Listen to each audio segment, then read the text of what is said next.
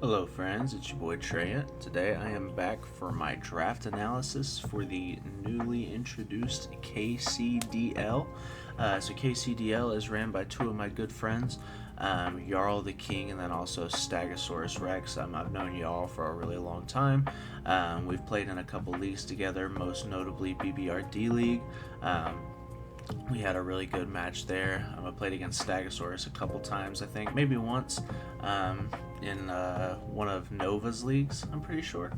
But yeah, this league is going to be an Uber's draft league. The tiering is going to be very similar to the Banless Battlers draft league, most notably ran by OG Albina, people like PokeAim and Nexus and other of those big YouTubers. They're all in there, so I'm sure you guys have probably seen some of those videos. That's what a majority of this tiering is based off of. That's how the Ubers are going to be ran. So with that being said, there are 4 different tiers of Ubers. There are the top tier, which are all worth, I believe, 30 points. Then there is the second tier, which is 28 points. Or I could be wrong, it might be 28 and 26. Something in there, but there's a top tier, there's a second tier, a third tier, and a fourth tier.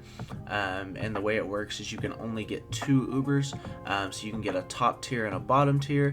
You can get a second tier and a third tier, a second tier and a fourth tier, or you can get a like 2 of the third tiers. Like any kind of combination of that is what you're looking for. And then we get 1 Terra Captain that is going to be open Terra with Terra Preview.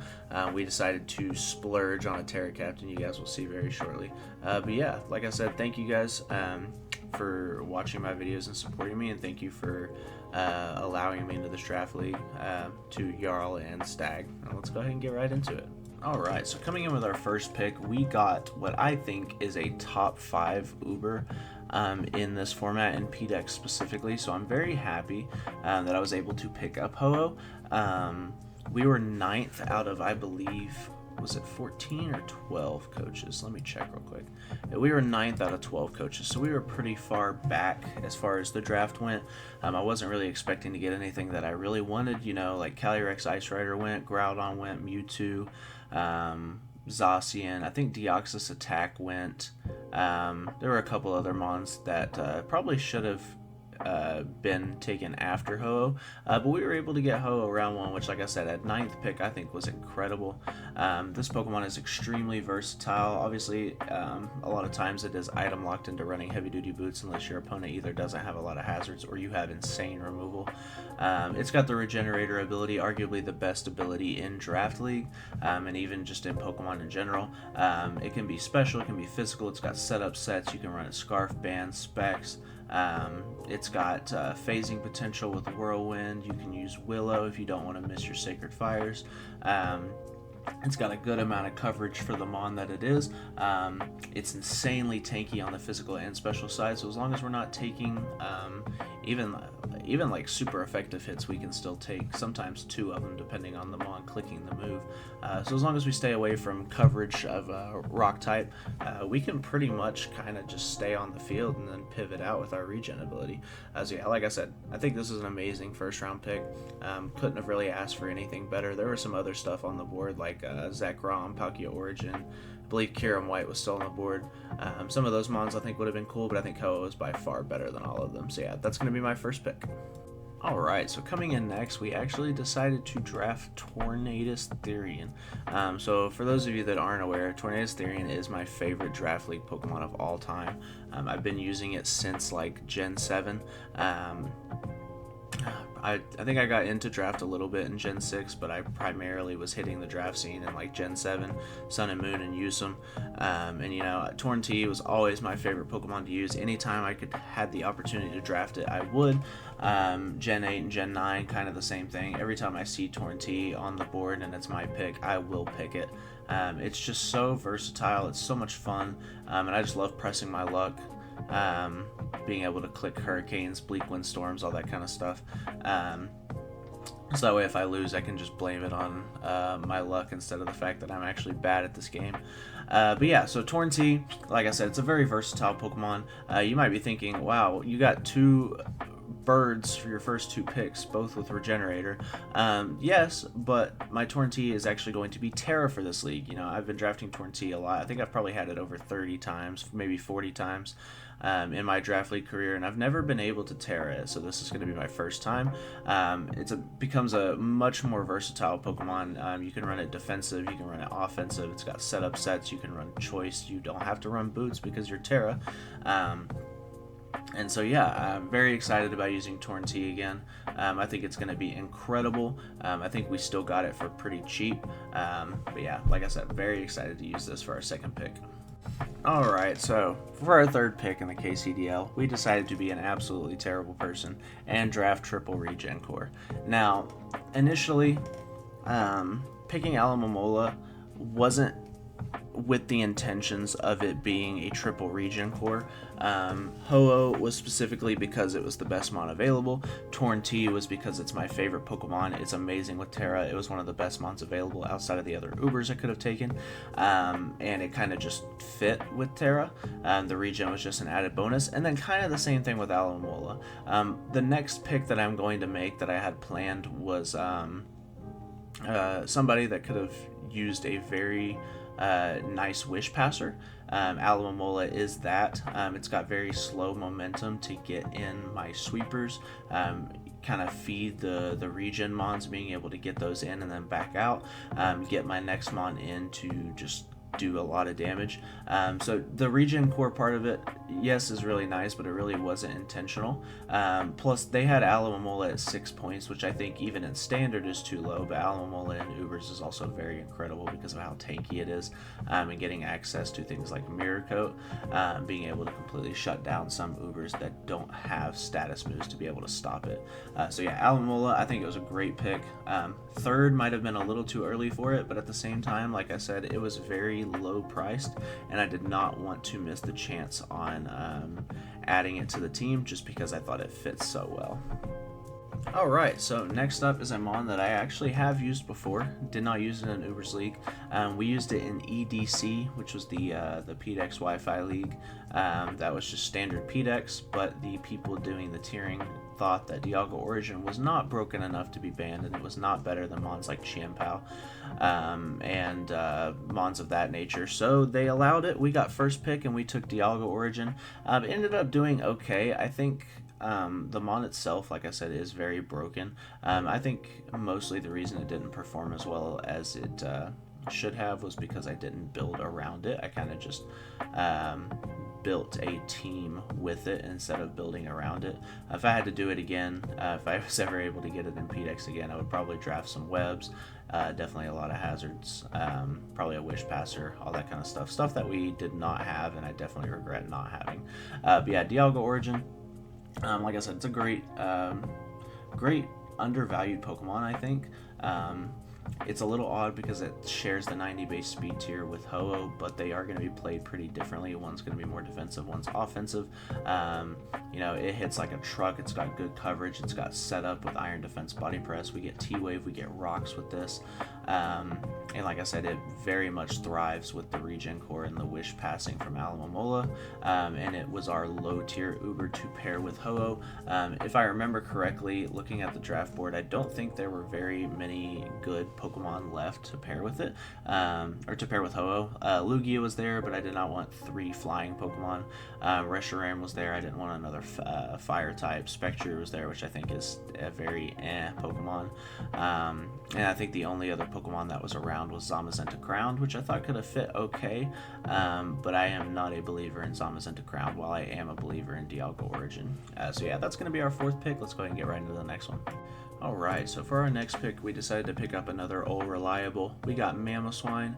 Mamoswine here gives me a 2nd rocker, so that way we can free up a move slot on Dialga Origin. It gives us a pretty comfortable lead into most games because Mamoswine is one of probably the best, most versatile leads in Draft League. It's a very versatile Pokemon. We can run AV sets, we can run Sash sets, we can run Choice Band, Choice Scarf, Life Orb, we can run Loaded Dice, Icicle Spear.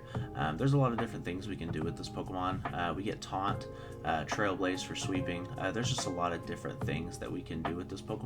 I think it fits pretty well. The main reason being Our team is very weak to ice, specifically freeze dry, because of Alamomola. Our steel type does not resist ice, therefore we wanted to get a ground type that was also not weak to ice, and even better yet, we got a ground type that resists ice, so I thought that was a win-win. We needed some physical attack desperately on this team, having Torn T and Dialga being our main special attackers, Ho-Oh being a good physical attacker, but most of the time going to be ran defensively, or like mixed attack and defensively. Having Mamoswine I thought was really nice here. Once again, good coverage, gives us knockoff to help with things like scarfs.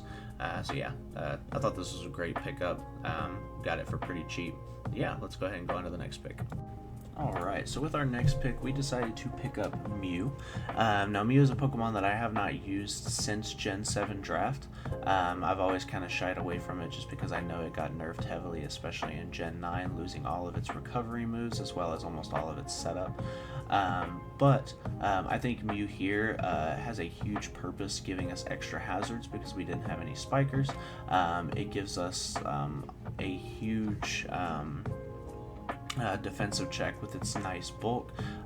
It gives us potential setup mons, so that way we don't have to run setup Torn T or setup Mamoswine every week. For win cons, it's got insane coverage. It's just a very versatile Pokemon. You literally can't get something more versatile than Mew, and I think for its price at only 14 points, I think it was pretty cheap, and so I thought it was a perfect fit for this team. Alright, now coming in with our 7th pick, we decided to pick up another Pokemon that I think I'm pretty comfortable with, and that was Scizor. Scizor gave us our first Defogger, which is something we definitely needed because our team lacks removal, and we have 2 flying type Pokemon, plus a Dialga Origin who is item locked. Yeah, we have a decent amount of stuff to counter hazard leads. Like, we have 3 taunt Pokemon, all 3 are pretty fast. We got the Defog Scizor now. Scizor also gives us very much needed priority, because before this I think the only priority we really had was Ice Shard Mamoswine, which is good, but we definitely needed more. So Scizor gives us really nice priority. It gives us another decently slow pivot mon to help with the regen core. It gives us another knockoff Pokemon to knock off things like Boots and Scarf, so that way Torn can win the game. And yeah, I think it was a very solid pick here. I think going double steel with Dialga Origin is totally fine. You know, our team was decently weak to Fairy due to the fact that we just our steel type originally was not resistant to Fairy, so getting a second one I thought was totally fine, especially because they don't share any weaknesses, since Scizor isn't weak to ground or fighting and Dialga is not weak to fire. I thought they covered each other pretty well, and I think Scizor is going to be a very nice addition to this team. Alright, so next up we decided to pick up another Pokemon that I find myself very comfortable using. This is going to be Sinistcha. Sinistcha I think is a great low tier Pokemon to put on basically any team as long as you need those typings. Having a Ghost type gives us a spin blocker as well as just a normal spam / fighting spam counter, which our teams are not really too equipped to deal with considering we didn't have a Ghost type. We get another ground resistance next to our 2 flying Pokemon. We got a grass Pokemon that also is not weak to fire, which is really nice. And then Sinistcha also just a great utility Pokemon. Machagacha is a really broken move.